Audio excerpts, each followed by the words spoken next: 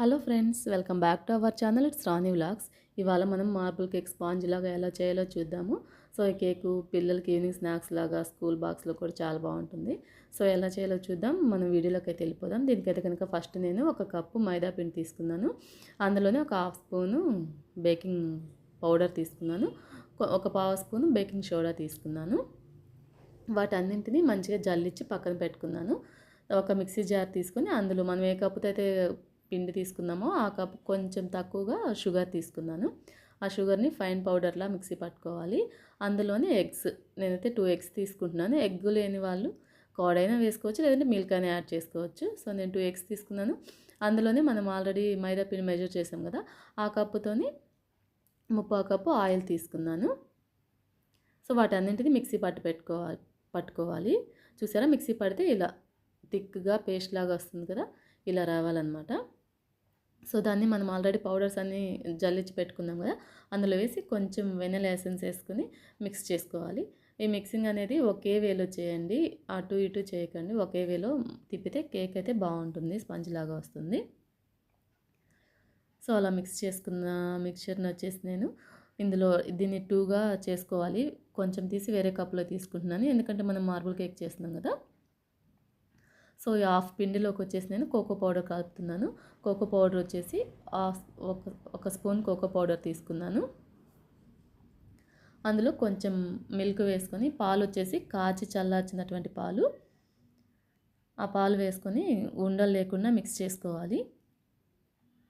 ఈ మిక్స్ చేసుకున్న దాన్ని మనం హాఫ్గా చేసుకున్నాం కదా, అందులో కేక్ బ్యాటర్ అందులో వేసుకొని అది మిక్స్ అయ్యేలాగా కలుపుకోవాలి. కలుపుకున్న తర్వాత మనము కేక్ ఏ బౌల్లో అయితే చేస్తామో ఆ బౌల్కి కొంచెము ఆయిల్ రాసి అందులో కొంచెం పిండి వేసాను.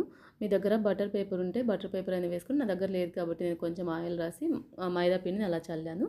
సో అందులో ఇప్పుడు మనం రెడీ చేసుకున్నటువంటి బేటర్స్, వెనిలా ఫ్లేవర్ ఉన్నటువంటి బేటర్ ఒక గరిట, అలానే కోకో పౌడర్తో మిక్స్ చేసుకుందాం కదా, అది ఒక్కసారి, ఆ చాక్లెట్ పౌడర్ మిక్స్ చేసుకున్నది ఒకసారి, వెనిలా ఫ్లేవర్ ఉన్నది ఒకసారి అట్లా వేసుకోవాలి.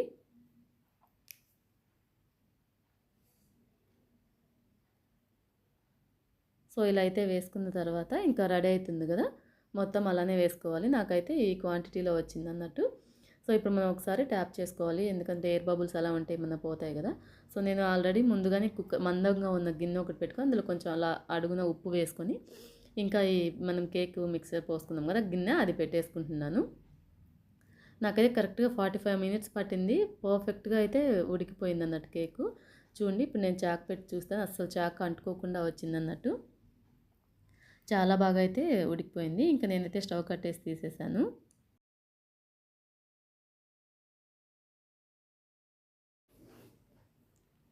కొంచెం చల్లగా అయిన తర్వాత ఇంకా వేరే ప్లేట్ ఒకటి తీసుకొని అందులోకి షిఫ్ట్ చేసుకోవాలి.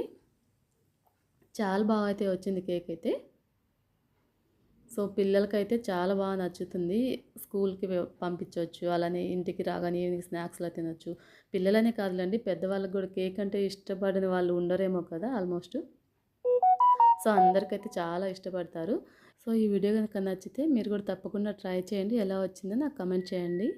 సో ఇంతే ఫ్రెండ్స్ ఈ వీడియో కనుక నచ్చితే మన ఛానల్ సబ్స్క్రైబ్ చేయండి, లైక్ చేయండి, షేర్ చేయండి. Thank you, bye.